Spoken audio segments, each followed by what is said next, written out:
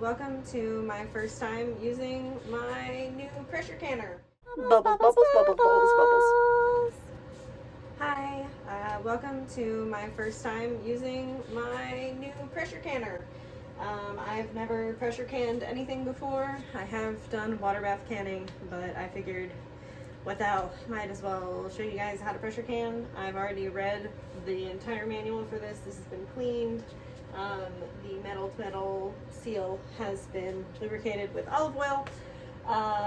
So I'm just in here waiting for these to fully sterilize. It's just glass jars in hot water, and then my beef broth, which is what I will be pressure canning today. This was made the other day from bones and scraps and veggies and fun kitchen stuff. If you guys want, like and comment below if you all want a beef broth tutorial episode. But this is the starting of the canning, and you all will join me through the process. I'll go ahead and let future me take over with the voiceover. Peace. Future Ellie here. Past Ellie acts like I was going to record it the next day because that was the plan. And then life got hectic. Anyway, so here I am, probably a month later, and finally recording the voiceover for this. Yay! So I'm gonna go ahead and speed this up so you all don't have to watch my disoriented ass get shit situated. I'm just grabbing all of my supplies and getting everything I need.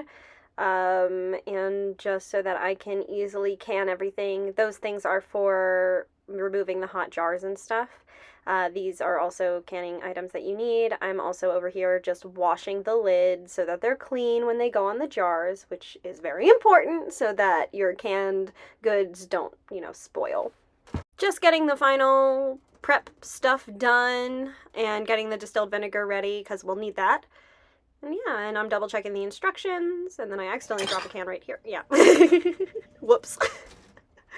And now I'm just filling the jar with the stuff that we need, and I'll change the angle on here soon, but yeah, I'm just filling the jar with the beef broth just to make sure that it's filled, and for this one, it needed an inch of headspace.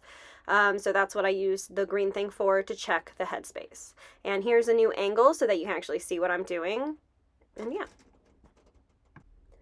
Now, at this point, you'll see I'm not using any of the distilled vinegar. Now, this is where I messed up, and I realized, oh shoot, I didn't do the distilled vinegar, and even though I tapped it, and I remembered, so I had to pull out all of the ones that I had already filled, and I had to wipe the rim with the distilled vinegar so that no fat or any of the broth got on the rim and prevents the seal from being tight.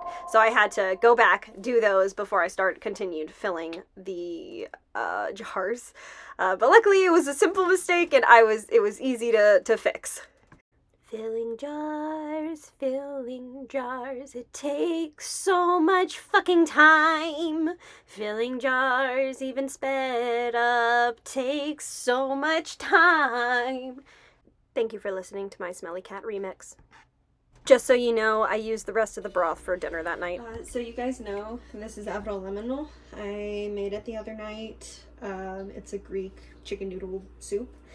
I made it the other night. It's still pretty fresh. I'm gonna heat it up and use the last can to can this so that I have it for the next time I get sick. Luckily, I haven't had to use the avrolemino yet. Yay!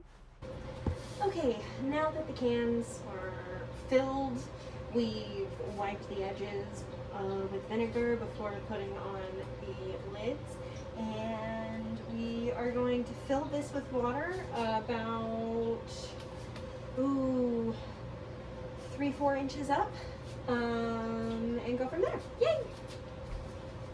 I just used the water that I used to disinfect the cans. It was just easier.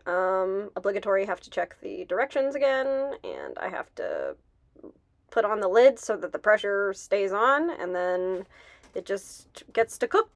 Checking the direction one more time, because I have to, because this is my first time pressure canning, so I have to check the directions constantly.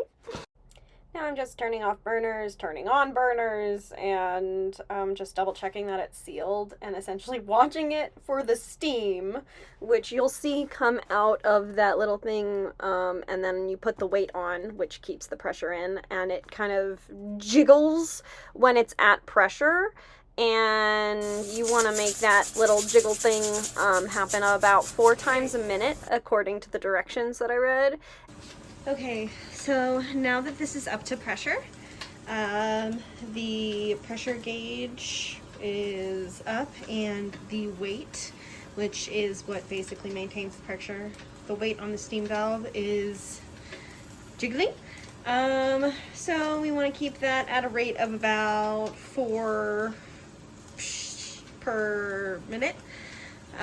So we've got to kind of keep an eye on the temperature, but I'm going to let you guys watch it for now, and I've turned the temperature down to medium, just because my stove gets very hot. So anyways, I'm going to leave you guys to watch it, and I'll be back to check in like 10 minutes. I actually came back to check it after 2 minutes. Yeah.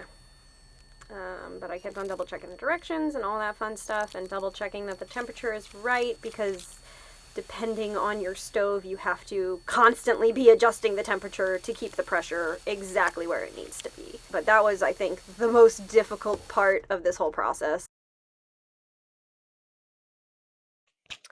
Okay, now that the gauge has hit 0, be careful, it is still very hot. But now that the gauge has hit 0, we can take off the pressure regulator weight. And now we let it cool off until it is fully cool, where we can unscrew all of these and take them out. Double checking, because I'm unsure, and I was wrong. So we will now wait, now that this is off, we will wait 2 minutes. Once the 2 minutes is up, we will unscrew everything and take the canned beef broth out. Woohoo! Okay, time to unscrew everything and see how we did.